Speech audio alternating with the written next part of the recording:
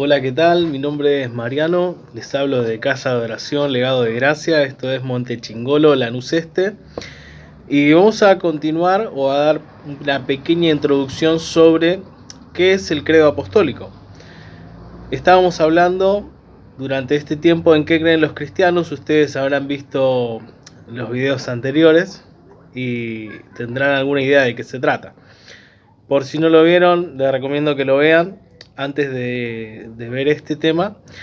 Y vamos a analizar en qué está basada la fe cristiana. ¿Qué es y qué no es? Quizás lo aprendiste como un rezo, pero no es un rezo. Creo en Dios Padre Todopoderoso, creador del cielo y de la tierra, Jesucristo, su único Hijo, nuestro Señor, que fue crucificado.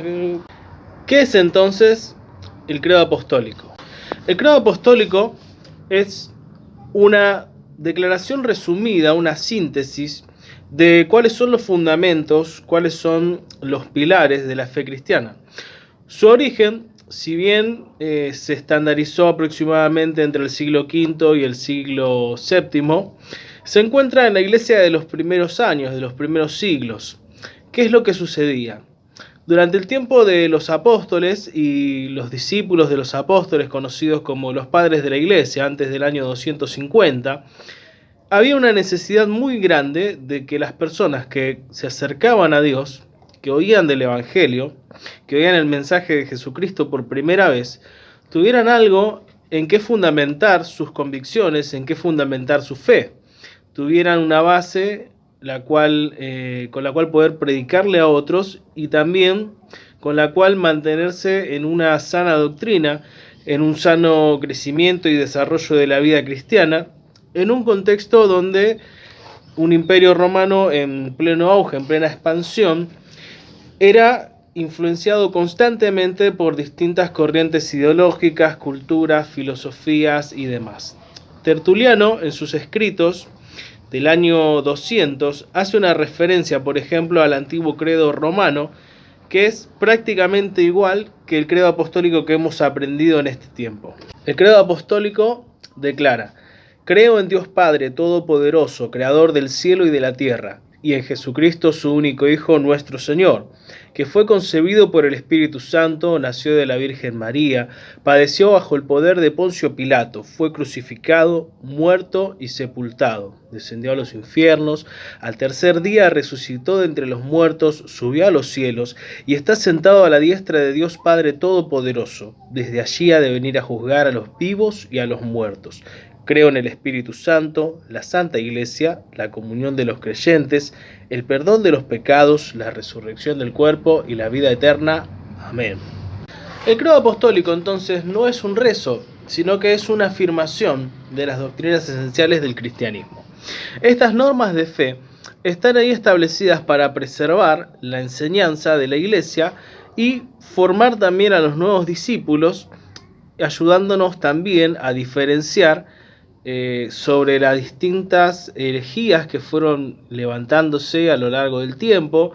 Nos ayuda también a entender cuando alguien está haciendo una declaración apóstata o cuando hay una congregación que no se está rigiendo según la palabra de Dios, y también nos ayuda a mantenernos alejados de las sectas que son trastornos de la fe. Toman dos o tres verdades, dos o tres versículos y de ahí hacen una fundamentación que contradice el resto de la Biblia. O sea, toman una pequeña verdad, la exageran y eso causa muchos problemas. Por eso es importante saber en qué creemos. Por eso es importante que puedas prestarle atención a los próximos videos que vamos a subir. Esta declaración se realizó entonces para preservar a la Iglesia como una comunidad sana y también combatir la herejía. El caso quizás más interesante o más intenso es el que se da en el Concilio de Nicea, si no me equivoco, en el año 325, donde se genera el credo niceno-constantinopolitano, combatiendo la herejía de Arrio, quien decía que Jesús no era el Hijo de Dios, sino que era un ser creado. Después esta misma enseñanza la toman muchas sectas, como por ejemplo los Testigos de Jehová, que rechazan que Jesús sea Dios. ¿Cuál es su propósito? El credo fue diseñado para que los cristianos puedan aprender las enseñanzas más importantes acerca del Evangelio, comprender y estudiar fielmente las enseñanzas de la Biblia y las Escrituras. Pensemos que en ese momento no había, como nosotros tenemos hoy, diferentes Biblias, diferentes versiones de la palabra incluso en el celular, sino que lo que ellos recibían era la predicación directa de aquellas personas que habían tenido contacto con Jesús, los apóstoles, los diáconos, los primeros discípulos, y aquellas personas que junto a los apóstoles en su vida diaria iban aprendiendo acerca del mensaje del Evangelio y lo iban transmitiendo. La mayoría de las personas que salían a predicar tenían una ascendencia judía, es decir, que conocían la ley, conocían por qué Jesús es el Mesías, podían dar una explicación de todo esto, pero ¿qué pasa? Se encontraban con una cultura muy vasta que no tenía la misma tradición, la misma historia, ni el mismo conocimiento acerca del Dios creador, y mucho menos de la palabra. Si bien durante los años de cautiverio se realizó la Septuaginta, que fue una traducción del Antiguo Testamento al griego, y esto tuvo cierta difusión en las sinagogas que estaban dispersas a lo largo del Imperio griego, que luego fue conquistado por el Imperio romano. No todos tenían acceso a las escrituras, entonces comenzaban a circular cartas escritas por los distintos apóstoles. El apóstol Pablo es quien quizás realizó la tarea más que más resalta en todo esto. De hecho, en el Nuevo Testamento figuran muchísimas cartas del apóstol Pablo, y una gran influencia también en el desarrollo de la escritura del Nuevo Testamento, ya que Lucas está acompañando a Pablo como uno de sus discípulos en los distintos viajes misioneros. Entonces, el credo apostólico es una herramienta para poder trazar puntos fundamentales con respecto a, en primer lugar, lo que dice la Escritura, ya que todo su contenido está basado en la Escritura. En segundo lugar, afirma las enseñanzas de las Escrituras. Constantemente nos ayuda a nosotros a poder afianzar nuestra fe y a poder ir descubriendo que eso que nos predicaron y eso que recibimos, eso que creemos en nuestro corazón, es lo mismo que está escrito en la palabra. Que quizás cuando recién llegamos a una iglesia o recién se nos presenta el Evangelio es muy difícil de poder tener un hábito de lectura, y también resulta difícil comprender las Escrituras si no tenemos a alguien que nos pueda enseñar o nos pueda indicar el contexto de todo lo que está escrito. En tercer lugar, resume las verdades del Evangelio de una manera muy práctica, muy sencilla de aprender, para que los nuevos cristianos tengan una fe firme. Cristo es el centro de la Escritura, Cristo es la razón de la fe. Entonces, para preservar e instruir su enseñanza, es clave que todo aquel que recibe a Cristo en su corazón pueda crecer en la fe, pueda crecer en la enseñanza.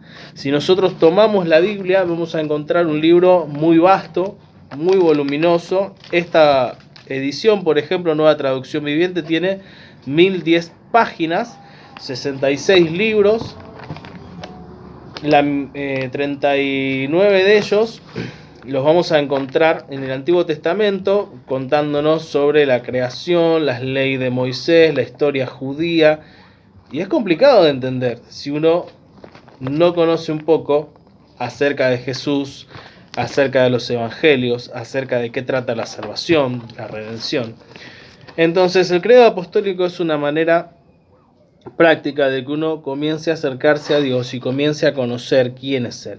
No podemos pretender que las personas o que cualquiera que escucha por primera vez acerca de Jesús aprenda toda la Biblia, pero sí es importante que puedan aprender en qué creen, cuál es su enseñanza, cuáles son sus fundamentos, cuál es su esperanza de vida eterna. ¿En qué contexto se desarrolló el credo? ¿Por qué dice lo que dice? ¿Qué significa lo que dice? Eso lo vamos a ir desarrollando en las próximas ediciones, en los próximos videos. Pero voy a contarte un poco del contexto. ¿Por qué fue tan importante realizar esto, que se pueda transmitir de una manera sencilla, que los creyentes puedan aprender, memorizar y poner en práctica en su vida?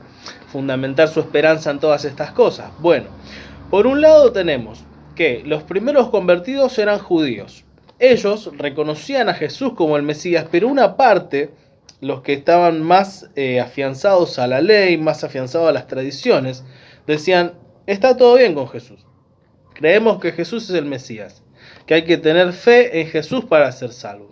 Pero es necesario cumplir con todas las obras de la ley. O sea, Jesús más las obras de la ley para salvación, lo que es contrario a lo que enseña la palabra.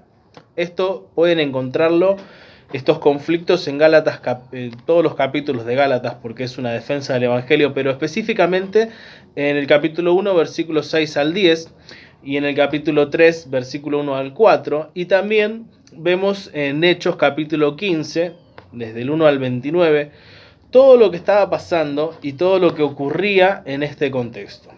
Vemos también que había muchos paganos que se convertían, muchas personas que no tenían ni idea acerca de quién es el Señor, del Dios creador, y mucho menos de la ley de Moisés o de los mandamientos.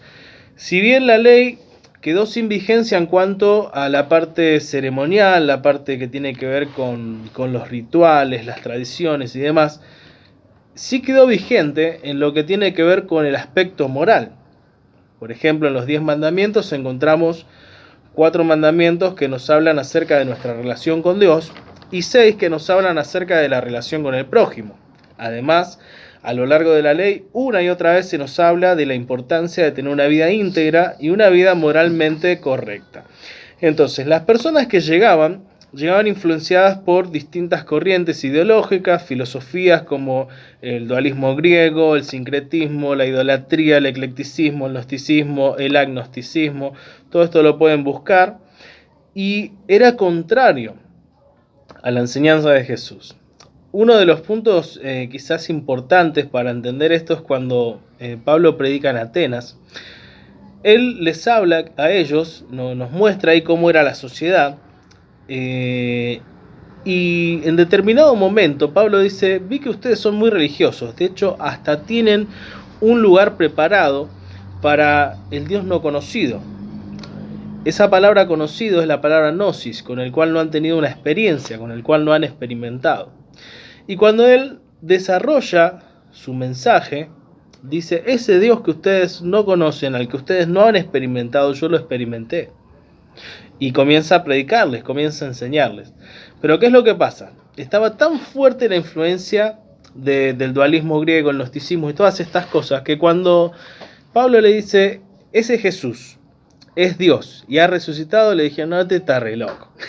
Básicamente no pudieron aceptar el mensaje porque ellos decían, el espíritu es eterno, el espíritu es bueno, el espíritu es puro, pero el cuerpo en cambio es mortal, es frágil, se va deteriorando, y no podían recibir que Jesús sea Dios hecho hombre, que Jesús siendo Dios se haya humillado tanto para pagar el precio de nuestros pecados, de nuestra salvación.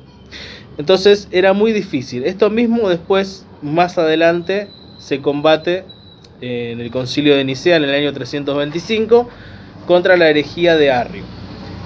¿Dónde encontramos estos fundamentos que habla el credo? Bueno, en Hechos capítulo 17, verso 22 al 34, en Juan 1.1, primera de Juan 4.1 al 6, Filipenses capítulo 2, primera de Juan 5 del 1 al 5, segunda de Juan 1 del 7 al 9, Judas 1.4, son todos textos que nos hablan acerca de por qué el Hijo de Dios vino al mundo y por qué fue necesario que desarrolle su ministerio y su pasión de la forma que lo hizo para que nosotros seamos salvos. Por otro lado, también encontramos que se hace mucho hincapié contra la herejía de los nicolaitas. ¿Quiénes eran estos nicolaitas? Bueno, en Apocalipsis podemos encontrar el capítulo 2, verso 6, que nos habla de todo esto. Y se caracterizaban por algo. Ellos mantenían una doctrina totalmente libertina. Inmoralidad sexual, idolatría, participaban de lo sacrificado a los ídolos, hacían un negocio de la fe. Eso se llama apostasía. ¿Cuál es la característica quizás más fuerte de la apostasía? Esa que te dice, vení, dame plata y yo te bendigo. los que comercian con la fe. Eso está muy mal visto por Dios y tristemente ha manchado mucho a la iglesia cristiana, a la iglesia evangélica. Pero si estás escuchando este video, quiero que puedas seguir prestando atención a lo que vamos a hablar en estos días, para que puedas tener tu corazón afirmado en las enseñanzas de la palabra, en lo que dice el Señor, en lo que hay de la salvación, el perdón que el Señor te ofrece, la salvación y la vida eterna. Creemos en un Dios verdadero, en un Dios eterno, en un Dios que nos ama. Y me gustaría que podamos conocerlo juntos. Dios te bendiga.